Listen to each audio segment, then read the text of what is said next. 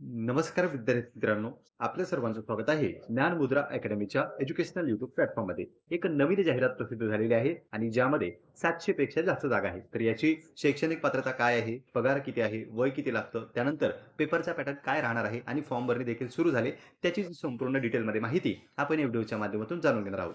चला तर मग सुरुवात करूया आजच्या व्हिडिओला. तुम्ही जर आपल्या चॅनलवर पहिल्यांदा आलेले असाल तर चॅनलला सबस्क्राईब करून घ्या, कारण की अशीच नवनवीन माहिती तुम्हाला आपल्या चॅनलवर मिळत असते. त्यापूर्वी पहा विद्यार्थी मित्रांनो, जर तुम्ही अपकमिंग नगर परिषद भरती किंवा वनरक्षक भरतीची तयारी करत असाल, तर त्यासाठी अत्यंत उपयुक्त अशी पुस्तके मार्केटमध्ये उपलब्ध झालेली आहेत. पहिलं पुस्तक आहे ते म्हणजे नगर परिषद भरती 34 प्रश्नपत्रिका संच आणि दुसरं पुस्तक आहे वनरक्षक भरती 94 प्रश्नपत्रिका संच.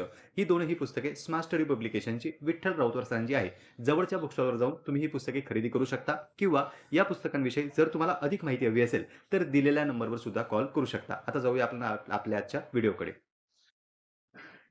तर पहा विद्यार्थी मित्रांनो, या ठिकाणी आपण थेट जाहिरातीवर आलेलो आहोत. DRDOची ही जाहिरात आहे. यामध्ये टोटल व्हॅकन्सी जर आपण पाहिल्या, तर एका पदाची ज्या व्हॅकन्सीज आहेत त्या आहेत 561 आणि दुसरं जे पद आहे त्याच्या व्हॅकन्सीज आहेत 203. म्हणजे टोटल 750 पेक्षा 750 पेक्षा जास्त जागा यामध्ये आहेत. पहिलं पद आहे टेक्निशियन एचं आणि दुसरं जे पद आहे ते टेक्निकल कॅडेटचं पद आहे. इथे पहा विद्यार्थी मित्रांनो, या ठिकाणी आपण टेक्निकल असिस्टंटचं पद आहे बी दर्जाचं आणि एक पद आहे टेक्निकल एचं. यामध्ये जर आपण तारखा पाहिल्या, तर जे फॉर्म सुरू होत आहे ते 1 जानेवारी 2026 पर्यंत तुमची पात्रता पाहिजे.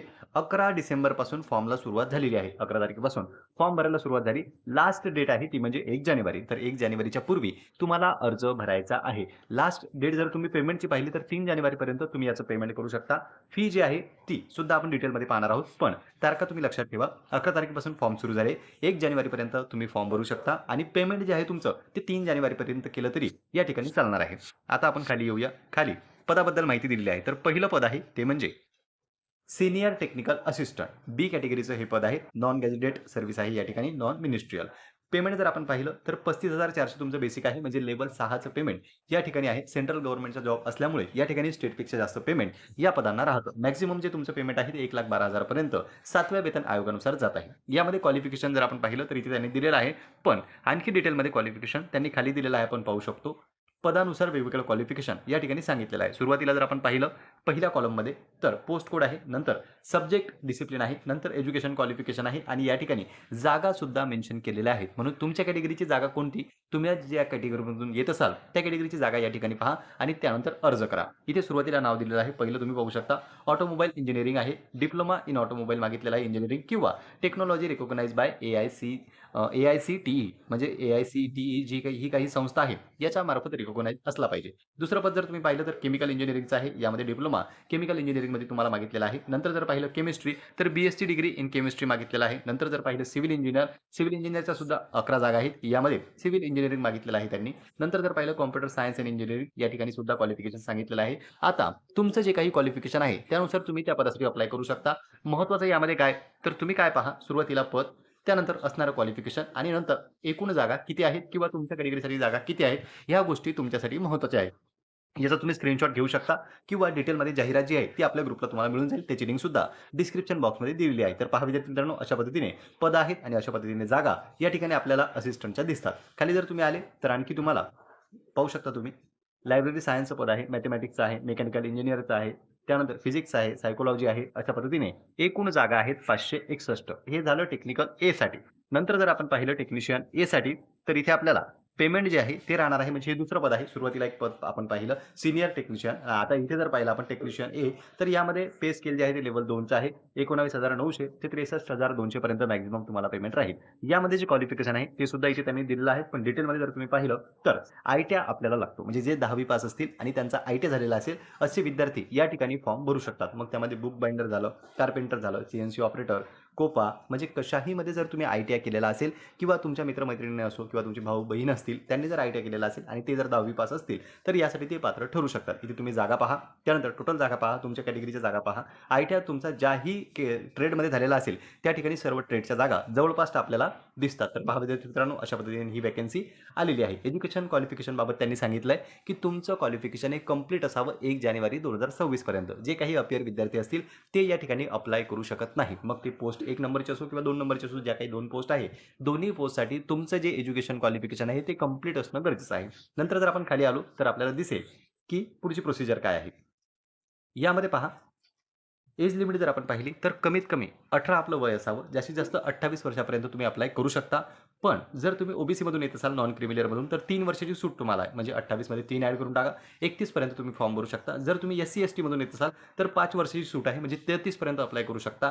तुम्ही जर P-W-D plus plus general candidate असाल तर 10 वर्षापर्यंत. पी-डब्ल्यू-डी जर ओ असाल तर 13 वर्षापर्यंतची सूट.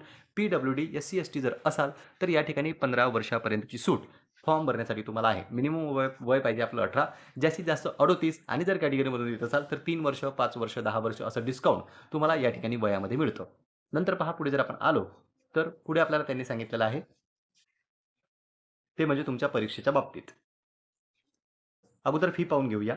फॉर्म जर तुम्हाला भरायचा असेल, एस-टी-ए-साठी म्हणजे सीनियर टेक्निशियनसाठी जर तुम्ही फॉर्म भरत असाल, तर या ठिकाणी ₹250 फी आहे. ₹500 प्लस ₹750 फी तुम्हाला भरावी लागेल. या 750 मधली ₹500 फी ही रिटर्न केल्या जाणार आहे. पण तुम्हाला पेपरला जाणं गरजेचं आहे. जर तुम्ही परीक्षा दिली, तर तुम्हाला ₹500 हे रिफंड केल्या जातील. म्हणजे फी तशी पाहिली तर ₹250 आहे. पण ₹500 एक्स्ट्रा तुमच्याकडून घेतल्या जात आहे, जे तुम्हाला रिफंड केल्या जातील. तर ओपनमधून जर तुम्ही फॉर्म भरत असाल, कोणतं सीनियर टेक्निशियनसाठी तर ₹750 फी आहे. जर तुम्ही कॅटेगरीमधून म्हणजे Sc, ST, P-W-D, ex serviceman woman, महिला ज्या असतील त्या जर फॉर्म भरत असतील तर ₹500 फी आहे. नंतर जर तुम्ही आय-टी-आय प्लस 10वी वर फॉर्म भरत असाल, म्हणजे जी पात्रता आपण पाहिली होती टेक्निशियनसाठी, त्यासाठी जर तुम्ही अर्ज करत असाल तर ₹600 फी आहे आणि जर तुम्ही कॅटेगरीमधून येत असाल तर ₹500 फी या ठिकाणी तुम्हाला भरावी लागेल. ही जी फी आहे त्यापैकी ₹500 रिटर्न केल्या जातात. म्हणजे 750 असेल तर 500 तुम्हाला परत मिळतील. ₹250 जी आहे ती फी परत मिळणार नाही. ₹600 जर तुम्ही भरलेले असेल तर त्यामधले 500 तुम्हाला रिटर्न मिळतील. ₹100 फी तुमच्याकडून घेतल्या जाणार आहे. पण रिफंड त्यांनाच मिळणार आहे जे विद्यार्थी परीक्षेला हजर राहतील. नंतर पहा विद्यार्थी मित्रांनो,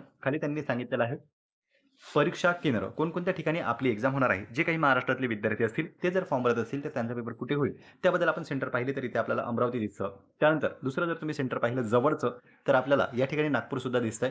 नंतर पुणे सुद्धा सेंटर आहे. मुंबई सुद्धा यामध्ये सेंटर आहे. म्हणजे मुंबई झालं, नागपूर झालं, पुणे झालं, अमरावती झालं. नंतर जर आपण पाहिलं नांदेड झालं इत्यादी सेंटर्स या ठिकाणी ठेवण्यात आलेले आहेत. जवळ जे तुम्हाला पडत असेल ते सेंटर तुम्ही यासाठी परीक्षेचं टाकू शकता. जे काही आपली टायर 1 एक्झाम होणार आहे त्यासाठी. नंतर पहा विद्यार्थी मित्रांनो, कशा पद्धतीने अप्लाय करायचा तर ऑनलाईन पद्धतीने तुम्हाला फॉर्म भरायचा आहे. त्याची लिंक सुद्धा डिस्क्रिप्शन बॉक्समध्ये मिळून जाईल. तिथून तुम्ही या पदासाठी अप्लाय करू शकता. त्याची लिंक आपण ऑलरेडी डिस्क्रिप्शन बॉक्समध्ये दिलेली आहे. ॲप्लिकेशन फी, डेट वगैरे डेट तर त्यांनी सुरुवातीला दिलेलं होतं. ॲडमिट कार्ड जे आहे तेही तुम्हाला अधिकृत वेबसाईटवर पाहायला मिळणार आहे. पण सर्वात महत्त्वाचं म्हणजे काय तर पेपर पॅटर्न. हा जो पेपर पॅटर्न आहे तो आपल्याला परीक्षेमध्ये राहणार आहे.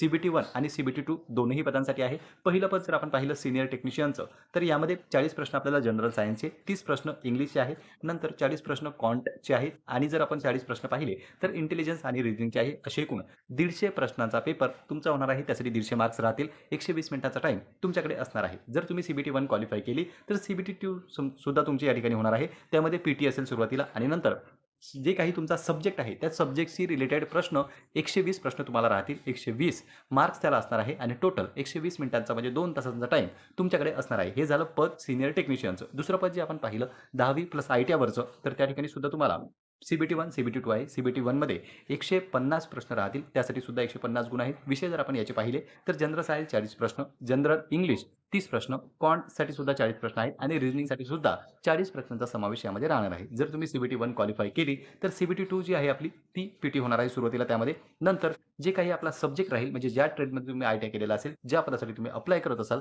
त्या सब्जेक्ट रिलेटेड नॉलेजची आधारे 120 प्रश्नांचा परीक्षा तुमची होणार आहे. त्यासाठी सुद्धा 120 मार्क्स राहतील आणि टोटल टाईम जो आहे तो 1.5 तासाचा म्हणजे 90 मिनिटांचा वेळ तुमच्याकडे राहणार आहे. ट्रेड टेस्ट सुद्धा यामध्ये तुमची होणार आहे जर तुम्ही दुसऱ्या पदासाठी अप्लाय केलं तर. तर पहा विद्यार्थी मित्रांनो, इथे आपण जवळपास संपूर्ण माहिती जाणून घेतलेली आहे. तुम्हाला जर या पदासाठी अप्लाय करायचं असेल तर अधिकृत वेबसाईट तुम्ही नक्की येऊन वाचावी आणि जी काही जाहिरात आहे ती सुद्धा तुम्ही वाचावी. अधिकृत वेबसाईटला भेट द्या. त्यावर जाऊन तुम्ही तुमचा ऑनलाईन फॉर्म भरू शकता आणि फॉर्म भरण्यापूर्वी ज्या काही जाहिरातीमध्ये अटी व शर्ती सांगितलेल्या आहेत त्या तुम्ही एकदा वाचून घ्या. ज्या महत्त्वपूर्ण बाबी होत्या म्हणजे वय किती लागतं, फॉर्म कधीपर्यंत भरायचा आहे, त्यानंतर पेपर पॅटर्न कसा आहे, एज्युकेशन क्वालिफिकेशन काय आहे त्याची माहिती आपण या व्हिडिओच्या माध्यमातून जाणून घेतली. या व्यतिरिक्त तुमचे काही प्रश्न असतील तर तुम्ही कमेंट बॉक्समध्ये कमेंट करू शकता. फक्त महत्त्वाची तारीख लक्षात ठेवा ती म्हणजे 1 जानेवारी पूर्वी तुम्हाला फॉर्म भरायचा आहे आणि पेमेंट जे आहे आपलं ते 3 जानेवारीपर्यंत सुद्धा तुम्ही या ठिकाणी करू शकता. तर पहा विद्यार्थी मित्रांनो, इथे आपण संपूर्ण जाहिरात जाणून घेतली. या व्यतिरिक्त आणखी जर काही नवीन अपडेट आली तर ती तुम्हाला आपल्या चॅनलवर पाहायला मिळणार आहे. म्हणून तुम्ही आपल्या चॅनलला सबस्क्राईब करून ठेवा. पुन्हा भेटूया आपण अशाच एका माहितीपूर्ण व्हिडिओमध्ये. नमस्कार.